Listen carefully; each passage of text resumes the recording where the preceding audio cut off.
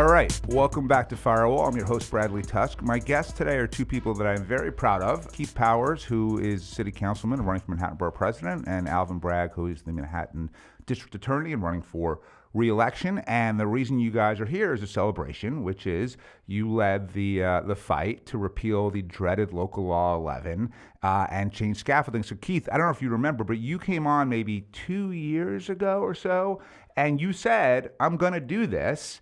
And every politician always says, I'm going to do this, and you did. So one, congratulations. And two, why don't you walk us through what the bill does? Sure. It's actually three bills, and it takes on all the things we hate about scaffolding. It's up too long, it's ugly, and for the people that have to put it up, the building owners here, they're always complaining about the never-ending cycle of having to do the work and wondering if there was some relief from that. So number one, new design standards, so that when it goes up, it can be well lit underneath those that dim lit scaffolding. Give our law enforcement more tools to actually solve crime when it's under there. So it's dim lit to bright lit, new colors that can be used, and we're going to actually raise the height of it so there's just a lot more space underneath it when it goes up. Number two is we're going to put pressure on people when they put it up to take it down. So we're trying to get rid of those scenarios where you have 8, 10, 12, 15 years of one scaffolding being up and never coming down. So we're actually creating new incentives and penalties for people that put it up and leave it up too long. And third is we're offering some relief to the property owners who have to put it up so that they can have a new inspection cycle and hopefully have to do this just a little bit less while recognizing that it's up for safety, so we can't just take it down and never put it back up, but we have to kind of maintain that balance. And when you do all of that, you make your streets safer, you make them nicer for our small businesses that are underneath them. They get a little more relief here and some more certainty. So we think it's a nice way to find a balance and bring some life back to our streets. And Alvin, you saw this as an important quality of life and public safety issue and got involved in an issue that I don't think people normally would expect the DA to jump in on. What about scaffolding made you get involved, and why do you think this is important? So this is like the mystery of New York to me, right? I've been here my entire life. You're like, where's this stuff come from? Why does it stay up so long? Yeah. You almost start to accept it. And then when I became district attorney, we had a project along with a bunch of other city agencies focusing on specific areas that were hot spots, open air, drug dealing, mental health issues, getting together with lots of different agencies, Department of Health, Homeless Services, the NYPD, focusing. And one recurring thing we saw was scaffolding. People want to do stuff in the shadows. And so you remove the scaffolding, which we did as a part of one of these initiatives, and sunlight comes in and people stop doing things they shouldn't be doing. Right. It seems so simple. So I give Keith a ton of credit. I mean, he drove this. Yeah, although just to be fair, because you and I worked on this together, you threw your political weight behind this, so you take some credit here too. Yeah. Okay. Done. And so, question for both of you. I'll start with Alvin because it's kind of public safety, which is, so the Mayor Adams would argue, not incorrectly, like, hey, crime is down. I should be getting more credit for it. Put aside, God knows what jealousy he has with him and Jesse Tisch. But, and yet when you look at all the polling, and I've done a lot of polling lately, the voters don't feel that way. And I think, and you tell me if you guys think this thesis is right or not, which is, perception is almost as important to public safety as reality. And even if some of the major felony categories are down, when there's scaffolding everywhere, when there are illegal weed shops that are allowed to just sell narcotics without any ramifications, when people are riding e-bikes up and down the sidewalks, it creates a view that things are out of control, and that makes people feel awful, even if they're not necessarily really at that much risk of a violent crime itself. And I feel like the mayor doesn't totally seem to get this. How do you guys feel about the sort of broader notion of kind of the relationship between perception and reality when it comes to public safety? It is, look, you have to be safe and feel safe. And, I can cite you the statistics. Shootings are down 45% in Manhattan the last 3 years. Index crime is down year over year the last couple of years in Manhattan. And we're proud of that. Yeah. but people don't fully feel safe. And I think it's a couple of things. I think it's what you talked about, sort of the disorder, right? If you go and you stand in Duane Reade and you wait for 15 minutes for your deodorant or whatever it is, like that doesn't make you feel good. It makes you feel like, I'm following the rules. What's going on here? And so I think there's that. I would add one other piece to it. Index crime is doing really good this first quarter. The briefing you saw from the police commissioner yesterday and the mayor. We're doing, that it builds on what we've seen in Manhattan the last couple of years. But what I'll say is it's the randomness, right? So we've done a lot on shootings, a lot of things that we can kind of disrupt organized or sort of organized groups. I would say the intersection between sort of mental health and some of the stranger assaults, that's where we're spending a lot of time right now in Manhattan focused on. And I think the disorder you talk about and trying to address that, and then also the sense that it could be anywhere, which it is harder in law enforcement to know the next kind of stranger assault versus shootings. We've gotten really good intelligence and sort of driving the ball and the other index crimes. So I think that randomness, and we think about it a lot, and I think we are making strides, particularly kind of hardening the mental health infrastructure, holding people accountable who punch folks on the street. So we got to do both. And what I like to say is, like, look, the numbers are good. They're going in the right direction. I'd rather that than the reverse.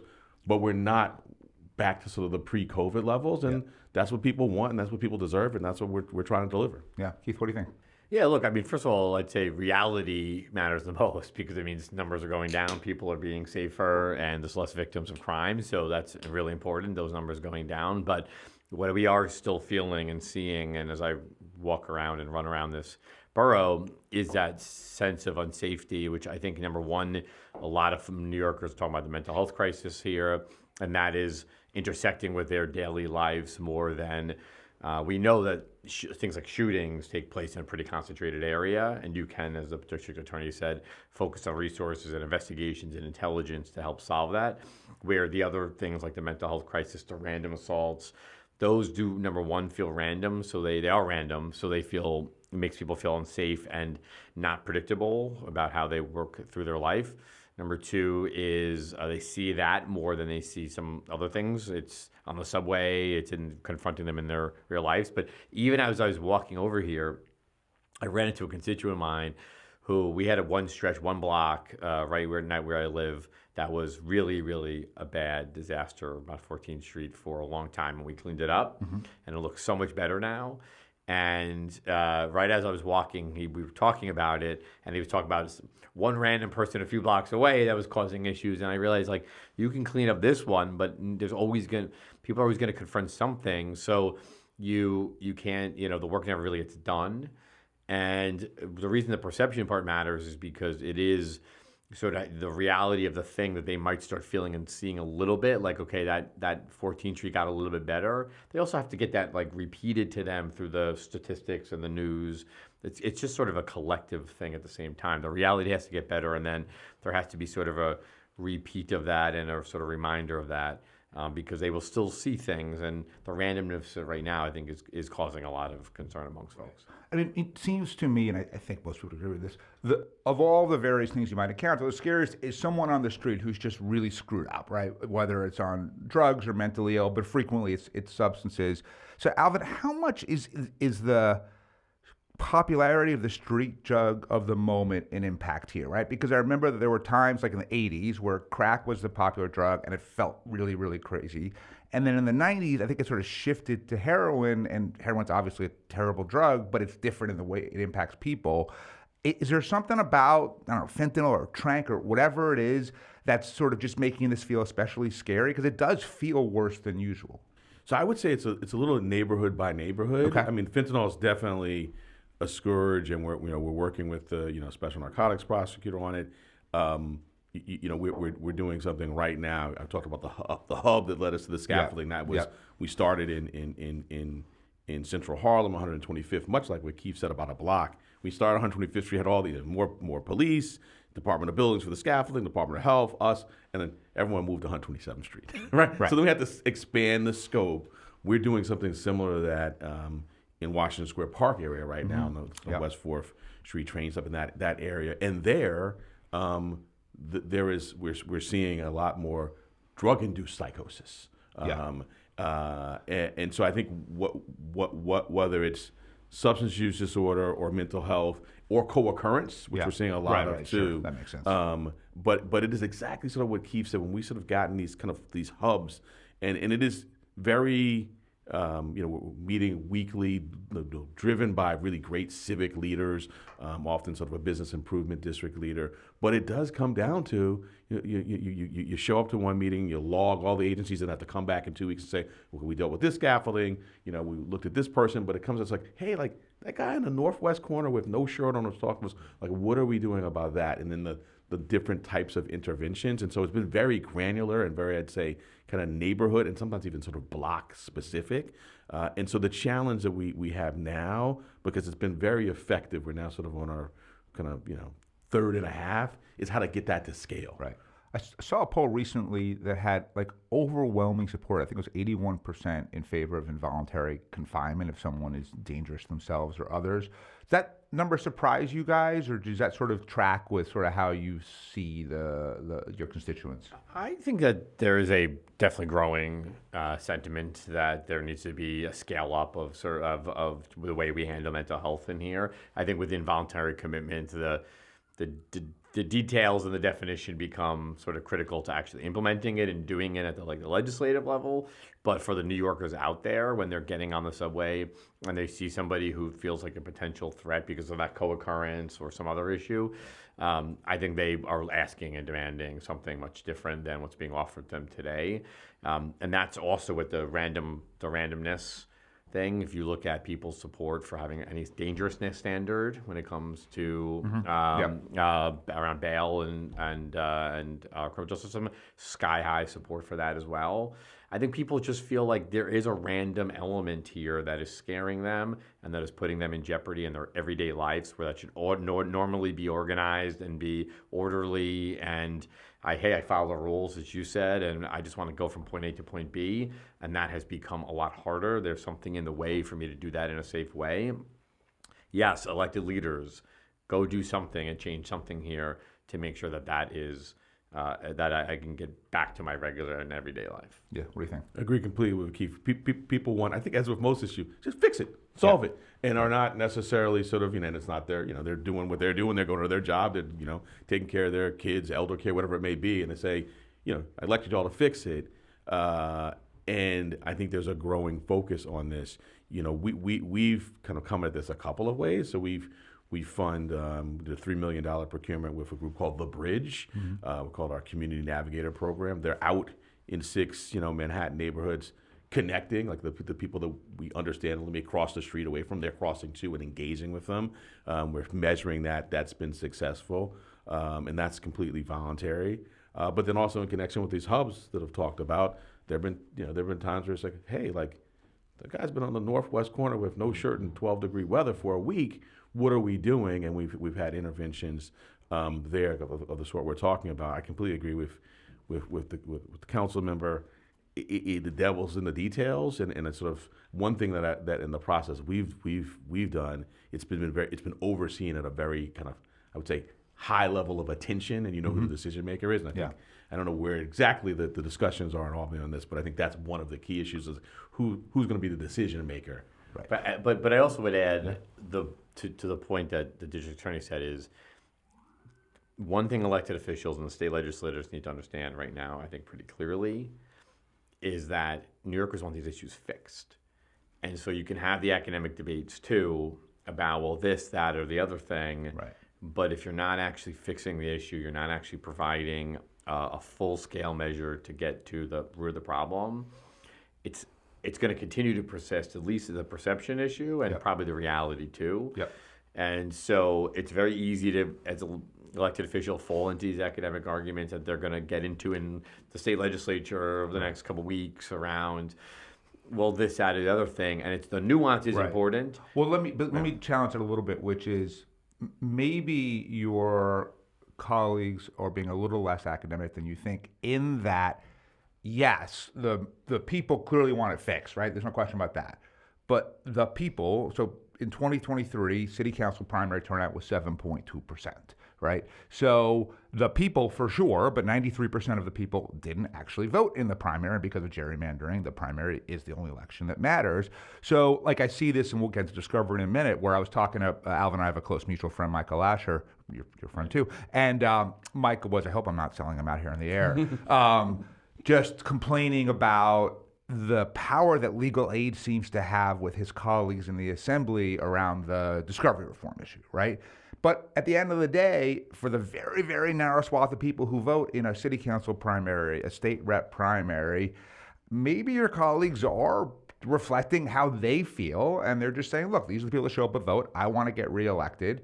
And so therefore, they are deliberately excluding the needs of the majority because the majority don't matter because they don't vote. Well, that's a problem. Yes, for It's sure. a major problem to deliberately Yes. exclude the majority. It is New York. That's why we're doing versus mobile the voting. minority of Yeah. people right now that are able to get themselves into these political spaces and hammer away and Yeah. chip away and maintain. And I think that's the major problem I'm talking about, which Right. is I've sat in so many meetings with people who can tell me the 65 different ways that this issue is complicated and things like that. And rarely is it, well, how, like, okay, like we understand the complication, but Yeah. what is the fix to it? And when we did this, just do the scaffolding, when we did scaffolding stuff, like I can tell you all the million different ways we had to debate different pieces of the equation here, but everybody, thank God, was in a space of like, we want to do Yeah. this and we want to get Yeah. it done.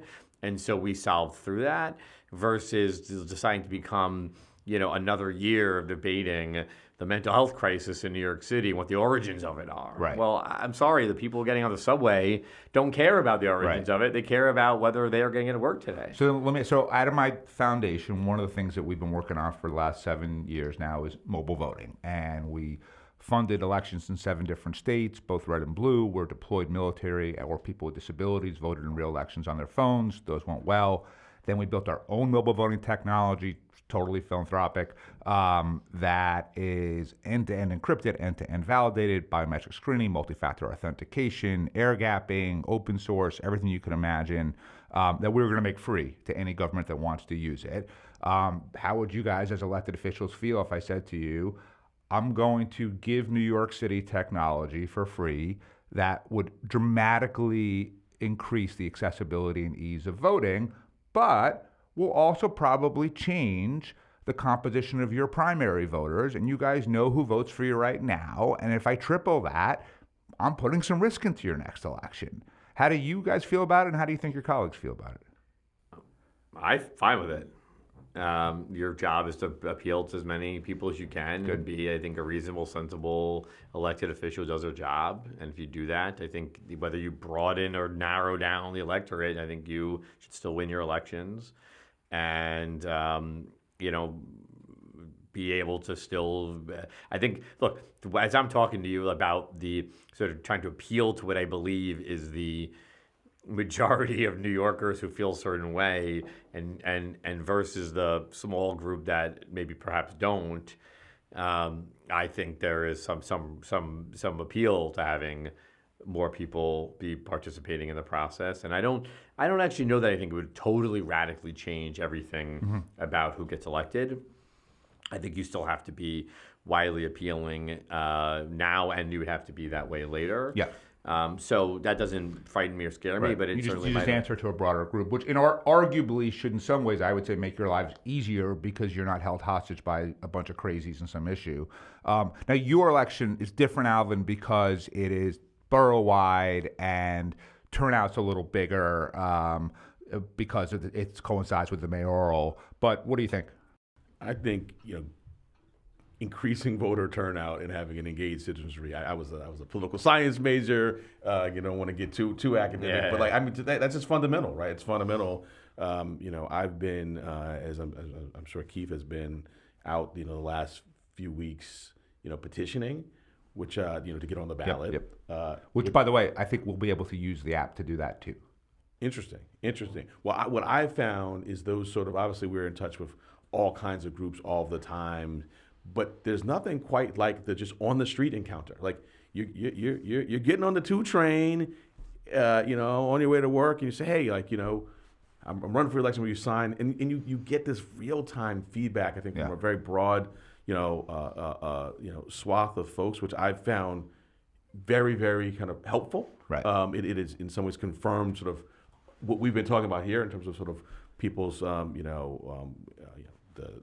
whether it's the shoplifting being concerned, but whether it's people also feeling sort of in some neighborhoods like, hey, I feel that 45% decline. Like, you don't have to tell me. I know. I hear fewer shots fired. So but I think it's reminded me of sort of how important it is to sort of, we do this through so many ways in my office, whether it's the Saturday Night Lights youth program or our community partnership unit. We have a Washington Heights and a Harlem office.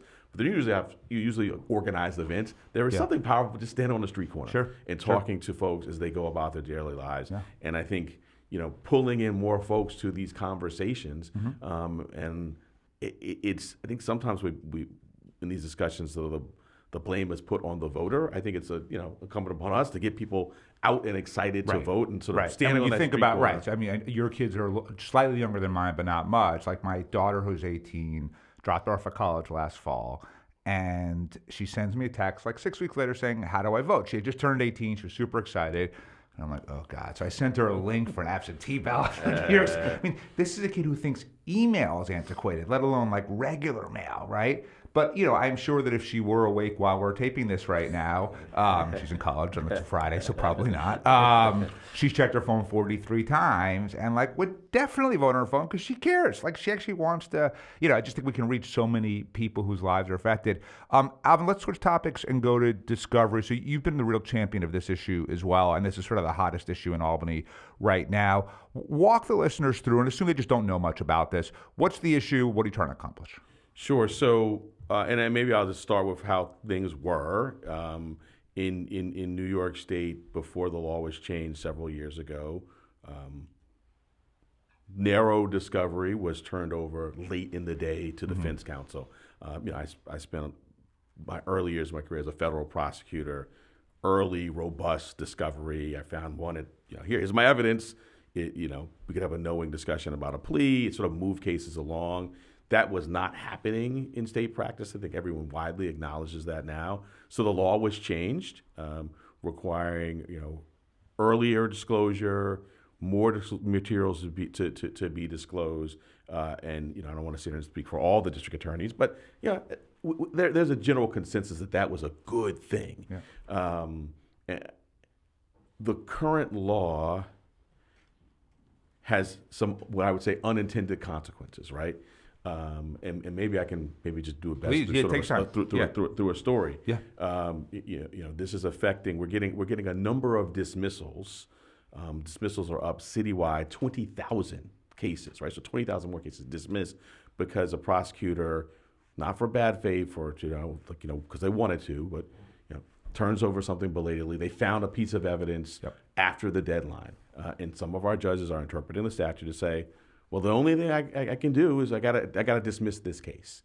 There are a number of sub issues, but I'd say that's the big issue that I'm trying to solve for.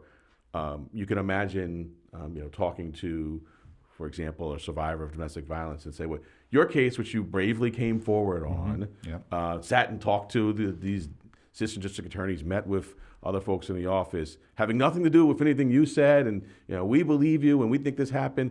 But your case is dismissed because we found an extra piece of it. That's happening. Right. We had a domestic violence case where belatedly, so after the deadline, should have been found before, but we came forward. Assistant district attorney said, I found this piece of evidence. The piece of evidence was a photograph of injuries of the survivor. Okay. So there have been other photographs turned over. This was an additional one. Maybe it's a different angle. Maybe it's closer up, but it's inculpatory. It helps us. Right.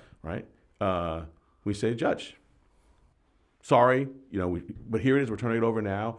If the defense can find some use for it, we can't define what that is. Of course, they should do whatever they need with it. They need more time to figure out that's fine too. We just won't use it. You should just tell us we can't use this piece of it. That to me is the kind of sanction that I would have seen maybe in federal court. But that judge dismissed the case. Look at the stat. So that doesn't get adjudicated. It's not decided on its merits because a piece of evidence that made our case stronger was turned over after the deadline. Right. And putting it even to more human context, now this poor woman has to worry about this guy who now you've tried to prosecute, no less, out there, in the world who can potentially hurt her again, right? I mean, it's like even loses worse. an order of protection. Yeah. I mean, these cases generally, there's an order of protection, a court order saying you have to stay away from this person. The case gets dismissed, the order of protection gets vitiated. Wow. So, all right, now let's go into the bill itself. It kind of seemed to me like when all 5 of the DAs, and you guys are, all fairly progressive because it's New York City, but still not, somewhat across the spectrum, all 5 of you endorsed it, and the governor, I was like, okay, this is sort of a no-brainer. Why is it having trouble? And I would say the overwhelming majority, I think 61 of the 62 DAs in the DAs Association. Yeah. Right, but not just New York City. Yeah, good point. I hope springs eternal. We're in the middle of discussions right now, and I will say this. You mentioned earlier about legal aid being involved. I think it's very good that the governor and the legislators are like asking the practitioners, the legal aid, and the prosecutors our opinions, right? Like we do this stuff every single day, and we're actively having conversations. I joke, I was a city council staffer, so I have a little bit of a sense of how a bill becomes a law, but I'm getting a crash course with the Albany version. Been spending a lot of time on this with my colleagues. I'm joking with the other 4 city DAs. We've seen each other more in the last month than we have before. So look, we are actively, trading language and swapping, and I think having really good faith discussions. I do like what Keith said earlier, though, and I may take that back to some of these discussions, is that while we're swapping drafts and being lawyers, moving language and adjectives and things like that, we can't lose sight of the broader picture. And the broader picture is those 20,000 increased dismissals. That survivor of domestic violence who doesn't have her day in court after she's come forward, the order of protection that's gone away, that we got to figure out the language, we got to get together, we got to talk, that we should be doing that, but that undergirding it all has to be the people who are affected. Yeah. Switching topics, Keith, Midtown South rezoning, it's a little bit like what Alvin just said, right? So Alvin took a concept that sounds and explained it really well, but like pretty confusing, but when you put in the context of here's a human being that has been physically hurt and here's how we're trying to protect them and here's how this law is preventing us. Rezoning also sounds sort of similarly obscure and confusing, but what it really means is people being able to find places to live that they can afford. So tell us what you're working on. Sure. And I want to start by just echoing that I support the efforts here in Albany, and I think New Yorkers that deeply and desperately do. And I think a lot of the proposals we're talking about actually preserve most of what the changes they wanted and got in 2018 were. So I do hope they are successful in Albany. I just say because I left that out, and I'm glad you prompted me. It would, under I think any iteration of this bill, but certainly the governor's initial proposal, would still be one of the most protective of sort of defense rights, if not the most in the country. Right. Absolutely. So thank you, Keith. Yeah, of course.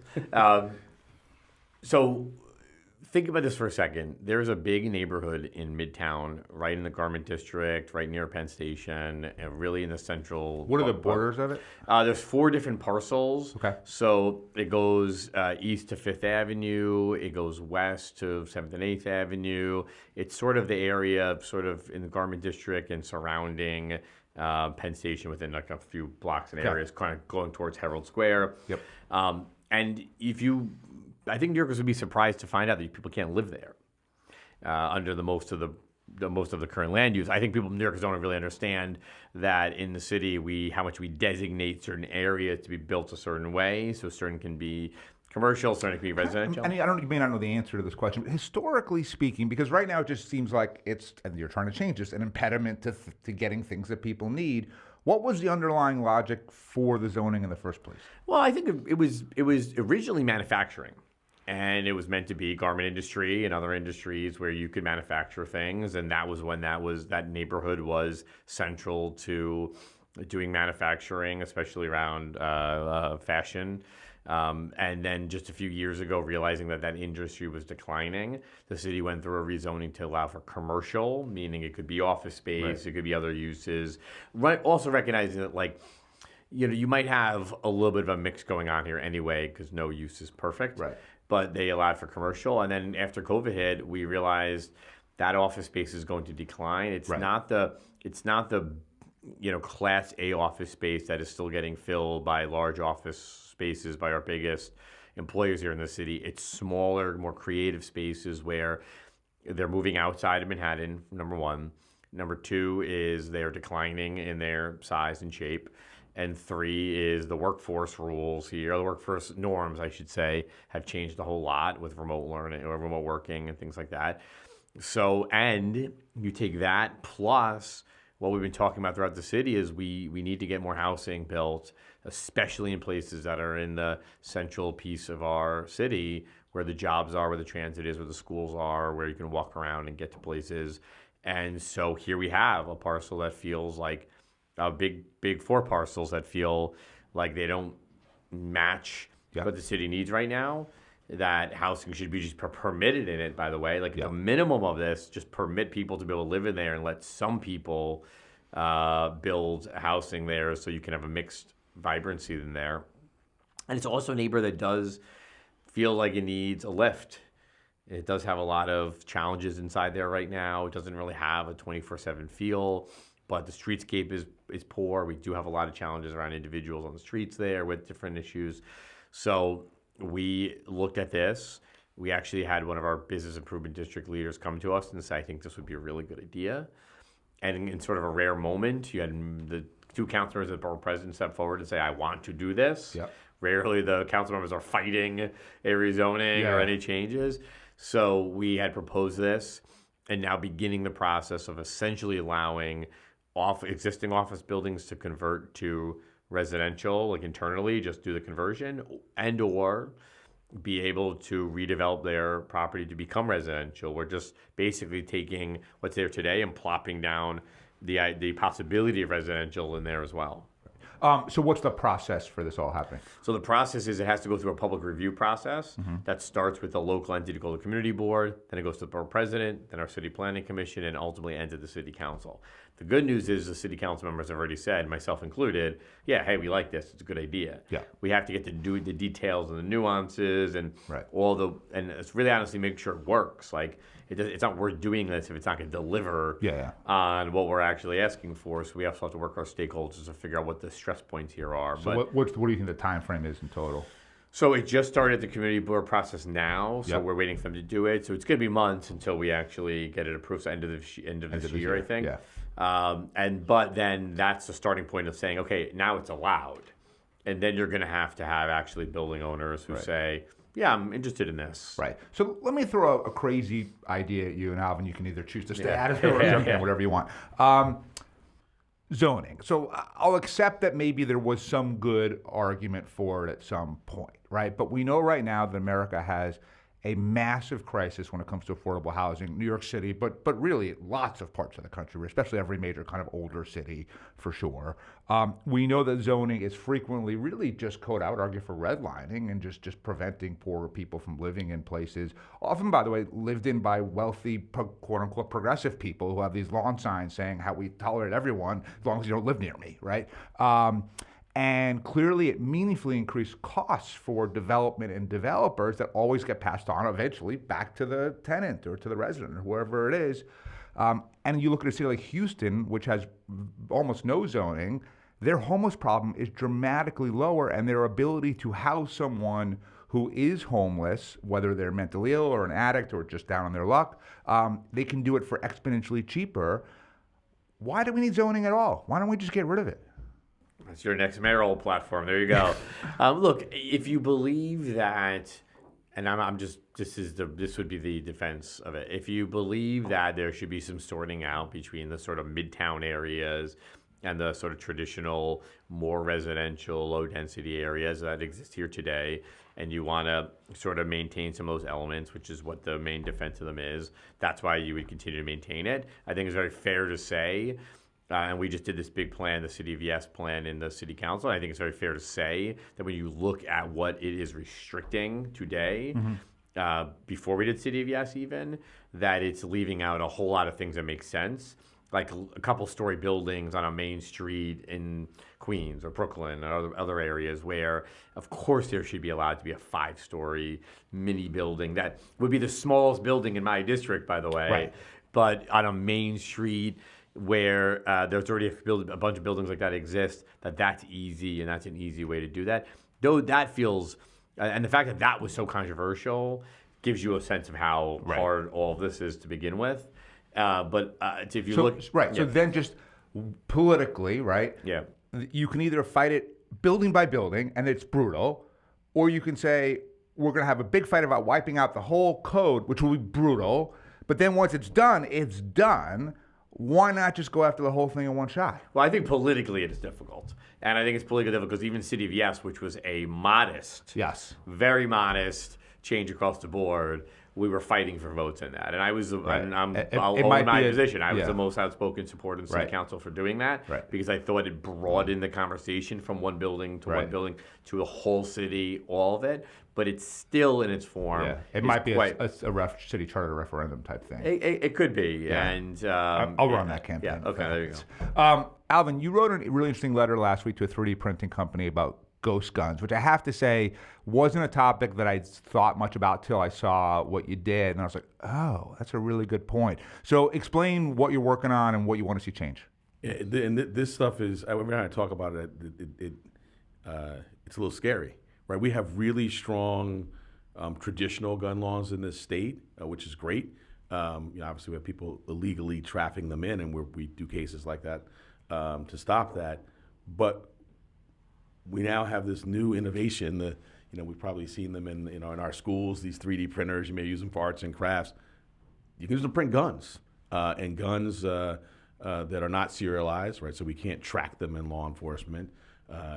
And the printer, the technology keeps on getting cheaper and better. So something like a $200 printer, you're printing out a gun in 5 hours or so. Wow. And our current law, we're prosecuting these cases, but we don't have a manufacturing a ghost gun statute, right? So if you print 100, we can charge you for possessing 100 ghost guns. But if you print 100 from your kitchen table, you're a manufacturer. Yes. We should be able to hold you accountable at that level. So that's one thing we're doing. The other thing, which is really, really scary, is these are attractive to younger people because you can, print it out with a cartoon character. You can print it out, with the, neon grip. And we've learned from our cases, we arrest and sort of proffer people and talk to them, get information. So before this letter, we sent one to YouTube based on interviews with young people. So how'd you learn to print that gun? So I was watching Call of Duty, which I don't know if our video game like that, where you use featuring guns. I was watching that on YouTube, and I clicked and I clicked and I clicked, and next thing I know, I was right there, to tell me how to build, print a 3D gun. So we sent a letter to YouTube saying, man, you got to fix this algorithm, right? Your algorithm is driving people from watching a video game to how to build a gun, and they're building them, and we're seeing them, like in our cases, guns on our streets. This is sort of the next dimension, in that is that, the printer, there is software, there's technology that could limit. I mean, these things are built off of sketches, CAD files, to limit, what can be printed. And just to sort of drive home sort of the real world effect, we are seeing, not just, kids, and that's, I think, creates its own set of problems, but we're also seeing this real intersection with hate crimes. So we prosecuted someone actually. I seldom get kind of surprised now, having been doing this for 20, 25 years or so. But we had a case of someone who was in federal custody for gun trafficking in the South.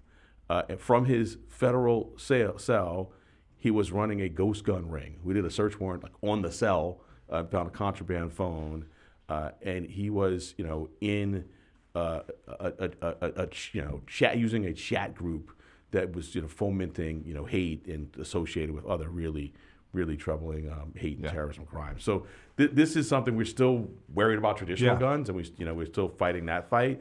But you look at sort of this, I don't even call it emerging because it's here, and so we're gonna hold the people accountable who are here, but also And by companies. the way, but before AI makes that process from 5 hours to 5 minutes. Yeah, Or whatever. and look, even as I was saying those numbers, $200 in 5 hours, like it sort of changes, maybe hyperbolic, I would say by the week, but as you think about how phones have gotten better over like any piece of technology, just in the time I've been in office, it's gotten cheaper and quicker.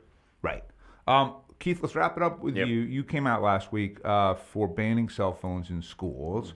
My 16-year-old son would disagree with you on it, although I agree. I agree with you.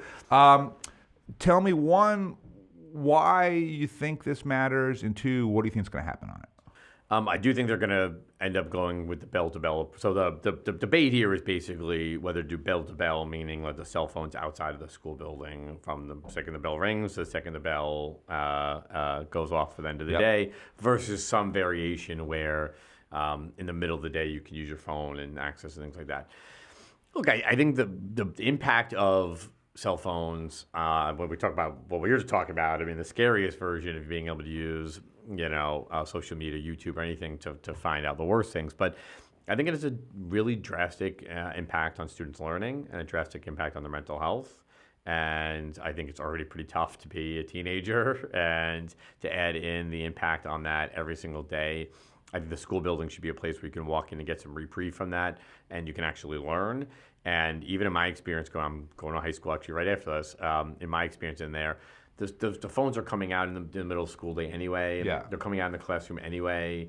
And so I think it's clearer and better to have a clear policy versus to try to have something that is a fairly nuanced way. I think it works if you had that. And I think the key to that is making sure that if students really do need to get in touch with their parents or something else, there's a way to do that. Right. We know it works because I went to high school. This is the way it was. Right. Yeah. So did you. Yeah. And it was distraction free. Yes. And I think it lowered the temperature on a lot of the pressures inside the school building. I totally agree. I think one loophole that you guys are going to have to deal with, I don't think it's in this bill, so you'll have to deal with it, which is, in my son's school, which actually is in your district, I believe, there's like a pouch of some kind in the school, and the phone every day goes in the pouch, and it's gone till the end of the day.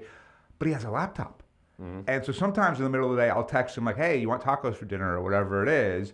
And he'll write back. And I'm like, wait, why are you writing me back? You're not supposed to write back till 3:10. But he's on his laptop. And so I asked, we had this conversation the other day. I said, I think they're going to pass this. What do you think of it? I'm against it. Fine, 16. What do you tell me what you think it would be, the impact if you lose, since you don't have your phone, but you have your laptop? He said, well, I think, in the hallways, you can't look at your phone in the bathroom. Like, he was able to sort of make some case as to why it's still an improvement.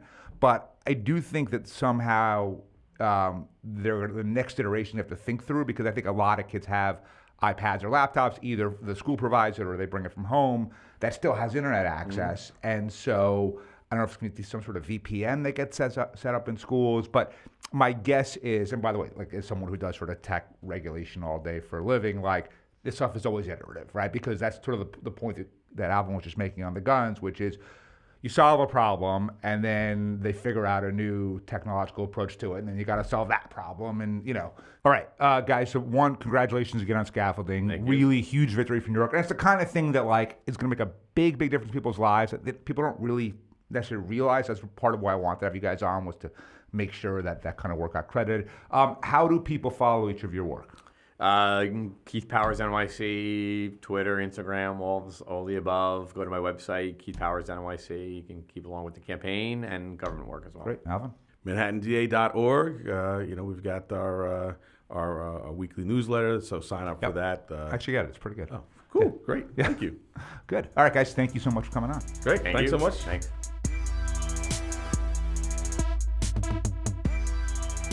Firewall is recorded at my bookstore, P&T Knitwear, located at 180 Orchard Street on the Lower East Side of Manhattan. We'd love to hear from you with questions, feedbacks, or idea for a guest. Just email me at bradley@firewall.media or find me on LinkedIn. And to keep up with what's on my mind and my latest writing, please follow my new Substack at bradleytuss.substack.com. Thanks again for listening.